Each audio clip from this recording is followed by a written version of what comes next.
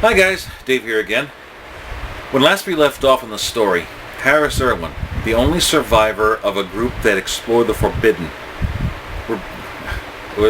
shelved himself off into a special apocalypse-style proofed bunker against a force that was controlling the storms and weather, killing off all of his people. He was the last of his number, and now in Childress Manor he was preparing to make his stand against the wielder of the storm. He declared, "Be it man or storm, only one of us would see the rising sun with our eyes the next day." And now, the conclusion of my short story, The Stand Before the Storm. The tempest intensified. Drenching droplets and the force of a minor hurricane pummeled the walls of Childress Manor. Branches and debris were the cannon fodder in the onslaught, but they crashed to no avail upon the reef of my stronghold. After several minutes, I heard the cacophony of many strikes, as if nature had fired birdshot out of its Remington double-barrel for sport. Hail, the size of golf balls, to oranges, all pelting my structures. I admit, in my conceit, I let out a laugh. This is what struck down my compatriots? This is why I quaked in terror, jolting out of countless nights' slumber drenched in sweat? The steel and polymers of my walls and windows held. It is what they were designed for. And surely this could rattle any other man. But not this man. The pattering continued for untold minutes, then converted back into the deluge of rain. The winds increased as the form within the spiral began hurling ice shards the size of a migrant worker's machetes. The vortex stalked around my home, searching for weakness, tossing blades like a dervish. All were to no avail. The vortex returned to the westward-facing front of my sanctum, the gathering rain flooding my garden, as if his consolation prize his attempt to slowly sink my key island. Truly, I expected more. With sudden strikes, as if this hooded form somehow heard my thoughts, a bolt of lightning struck my home. Another, then another. It shook the glassware in my cabinet, but despite its deafening crash upon my fortress, I laughed. Each corner acts as a lightning rod, rendering each strike moot. Again, I mocked. Is this the extent of your might? Your slings and arrows barely scratch my manor. Look at the little god, like a child throwing a toddler's tantrum. Your thunderbolts, firecrackers. Your wrath, nothing. For all your power, you face the superiority of man. Your might is a distraction at best. Your strikes are noise, nothing more. Your power in the time of man is flaccid, weak, impotent. With that utterance and mockery, the vortex stops. The form lands with a loud thud, far too massive to merely be mortal. As he approached, I stepped away from the front door, Saiga-shouldered. His every step upon my stairs and deck were like the animation of a statue. As I gazed for a moment through my polymer window, I could see him. His sleeveless long coat bore witness to massive, brutish arms of glinting ice and ivory. His face still cloaked in darkness from his hood, but I saw the features of a Caucasian chin and nose. I muttered the incantation of Warden once again, denying him passage through the walls of my sanctum. With a god's swiftness, he struck my double-locked and vaulted door thrice. Each strike resounded through the manor like a thunderbolt in a fist's form. The cacophony echoed, as if it were speaking my guest's intentions. Doom. Doom. Doom. I could see the door and frame shudder as it strikes, but aside from the fright given as my glassware fell from its cabinets, the entry was barred.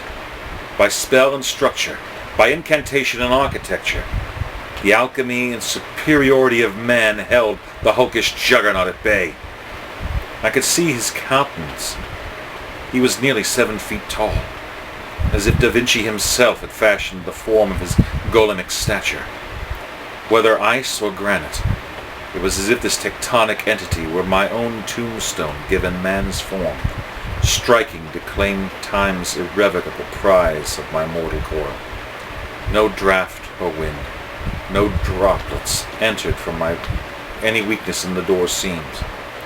As he continued his assault, I girded myself to move closer. Again, each thunder seemed to utter my fate. Doom! Doom!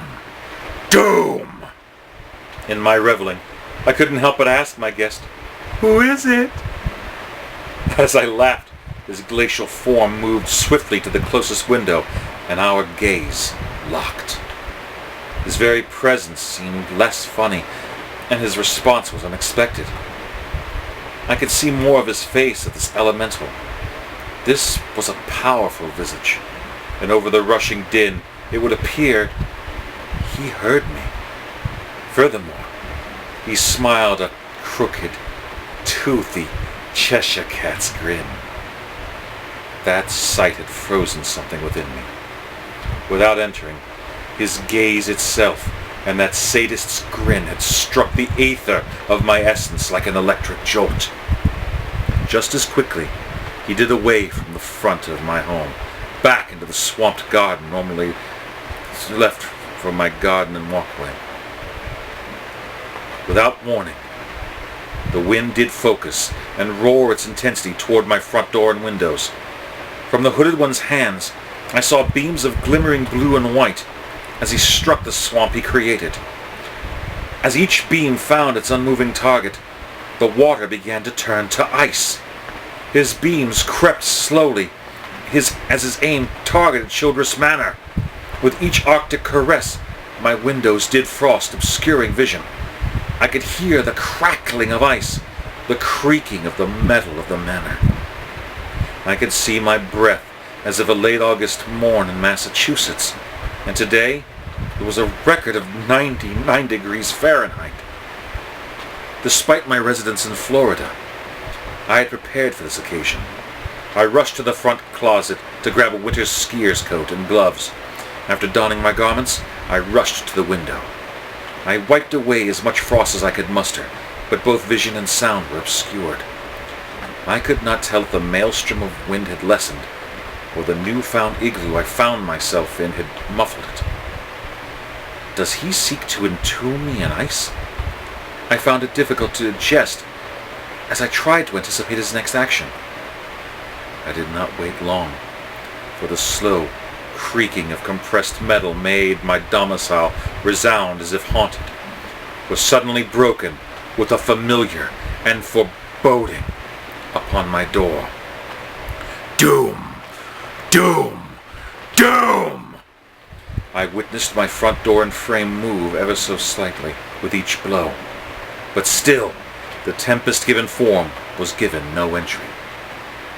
I could hear each footstep crushing the ice as he egressed from my door. Did he seek to make the metal brittle by freezing it?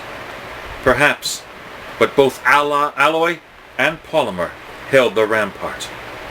Without warning, I see a flash of bright light outside my windows, followed by the deafening crackle both of lightning and the sound of falling debris. I am momentarily disoriented as both vision and hearing are overwhelmed.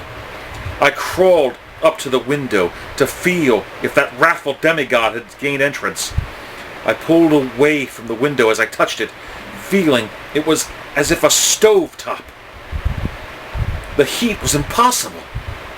As the spots cleared from my eyes and ringing in my ears lowered their din, I saw him outside. There were broken sections of the ice that entombed me, and I could see steam rising from all points of my home. The brilliance dawned on me, and panic began to claim me. This structure was built to handle extremes, but cooling, then striking with lightning, causes wear and fatigue. The entire ground was frozen and conductive. For all the boasting of being resistant to lightning, no material mind nor synthesized by man could withstand such a change so rapidly. And as I did look to see the deluge continued once again, his beams did freeze the water pouring down upon my manor. The sounds were maddening. I could hear the sizzle of the metal, the straining and screaming of my structure to expand, then contract as he entombed me again. Again he repeated the pattern. I shielded my eyes and ears as best I could, but as I dared to see my home, it began to twist into a mockery. Cracks in the walls, twisting of converging spots of extreme temperature. It wheezed and breathed like a bellows made of wood and iron. That monster would seem to make my house itself hyperventilate by warping it thusly. And realizing the damage, like an oil painting ruined by running colors, I saw another purpose. The wards, the sigils, they warped as did the walls, and cracks began to form through them. Every Arctic assault was followed by the striking of lightning containing the quintessence of fire from the surface of the Daystar.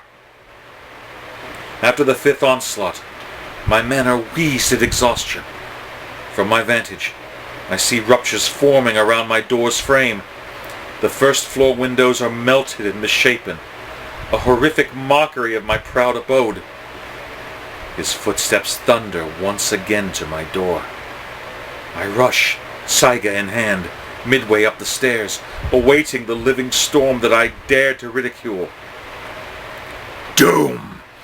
His first strike bulges and buckles the door. Doom!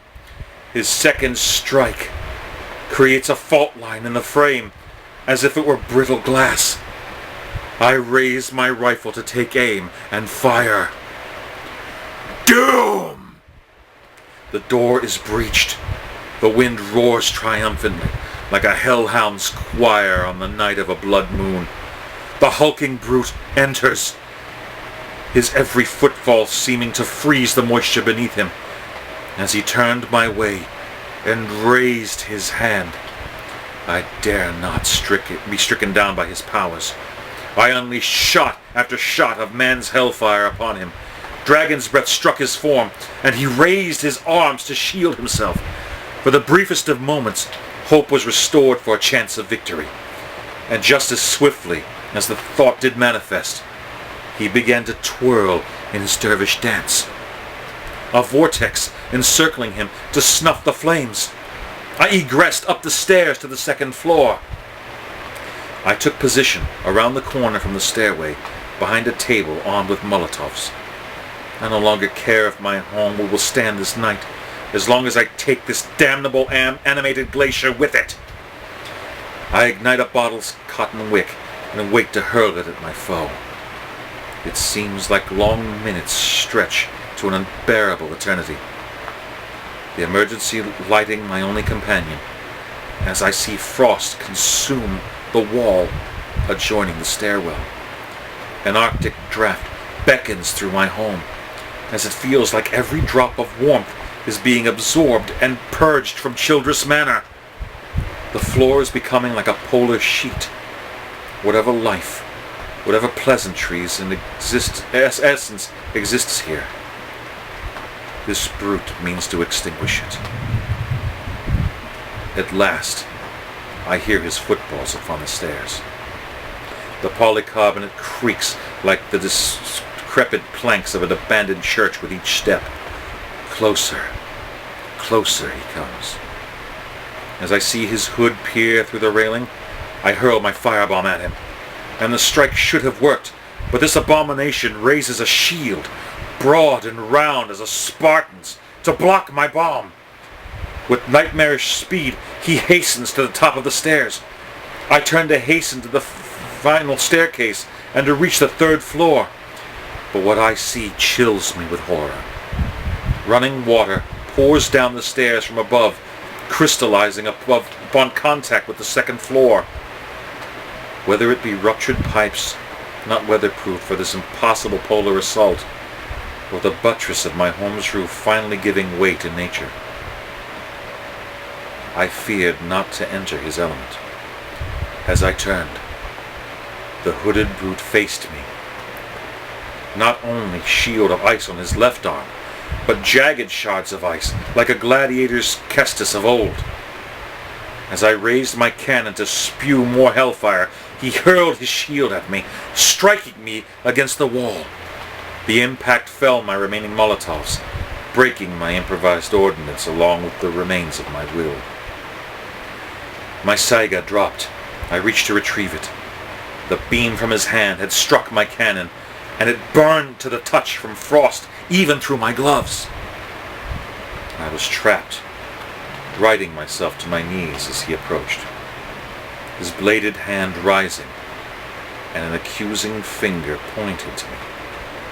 Instead of a swift death from a beam of eldritch cold, his voice thundered with the low tone of a fatherly figure and righteous indignation of a god.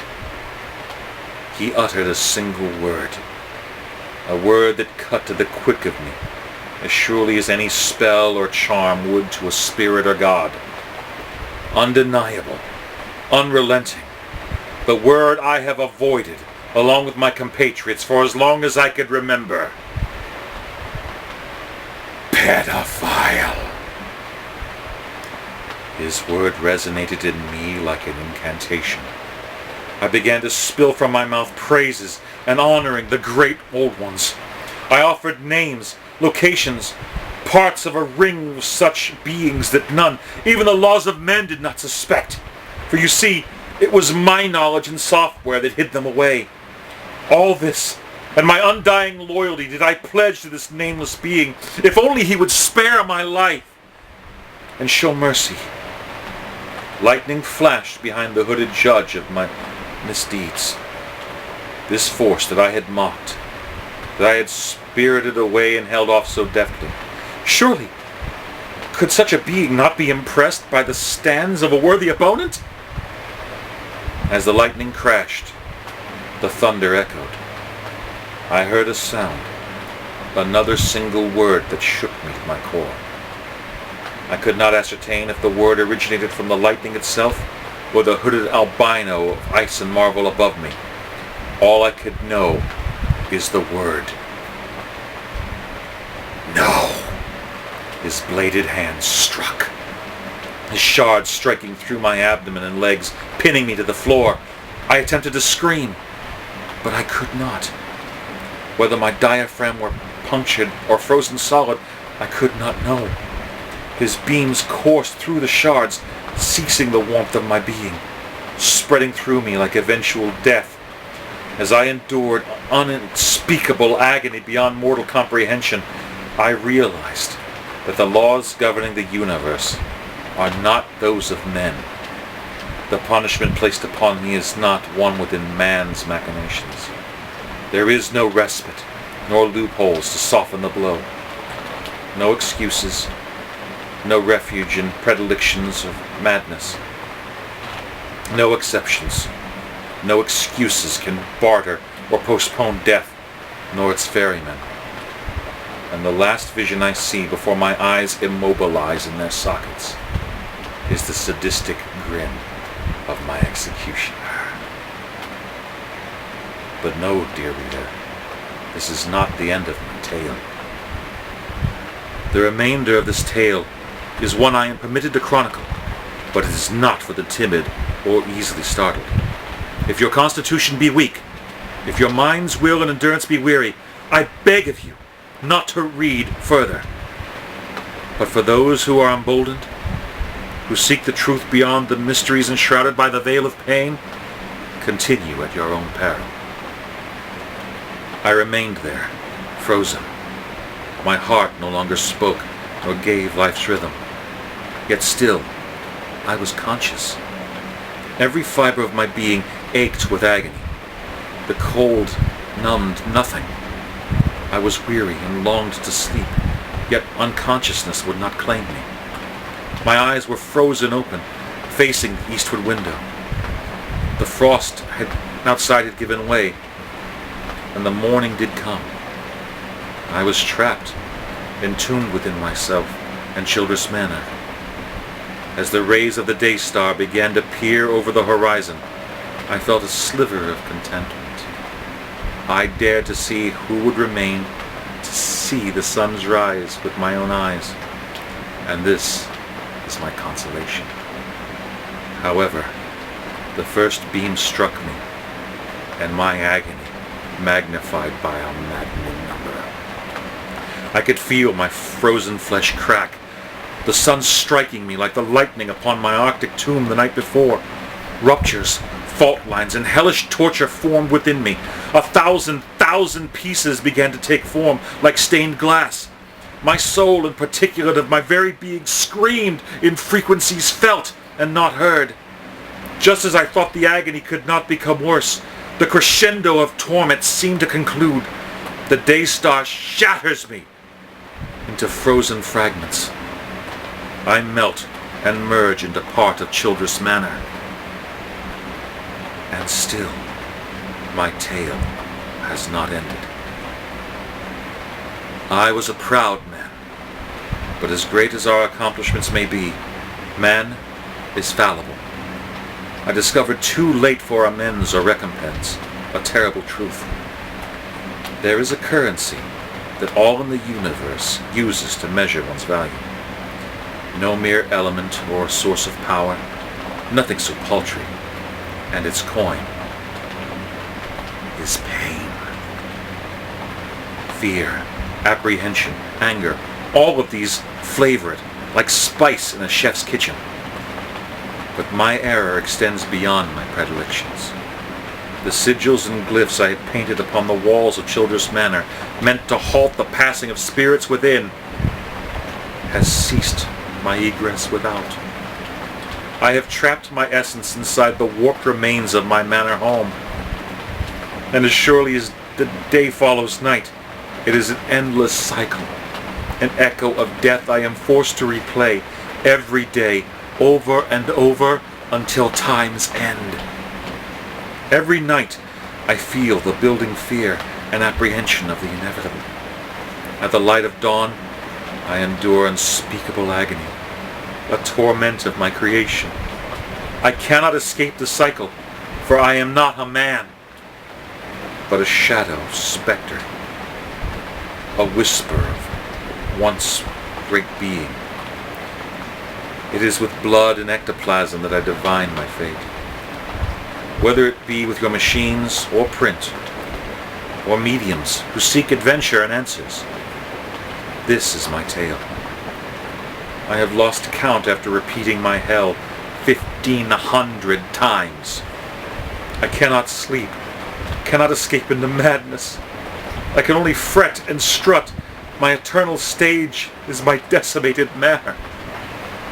I tell you, sinners, beware, for I know not the name of the chaser of the storm, but I know he exists. His journey did not begin with us, nor did it end. Make recompense the slights and wrongdoing you have performed in this life, for it is your singular chance to do so. You cannot fight the whirlwind, only endure. And surely as the sun rises to warm the bones of the living and dead alike, so too must come the maelstrom. Take heed, find shelter, and do not mock the whirlwind. Its sting is hungry, absolute, and relentless. And should you feel a peculiar draught of cool air on a summer's day, know that the storm may be chasing thee. What do you guys think, huh? Please like, comment, subscribe, share. Let me know what you guys think, and what do you think of my first attempt at Lovecraftian horror. I look forward to hearing from you guys. Take care. Peace. Yum yum.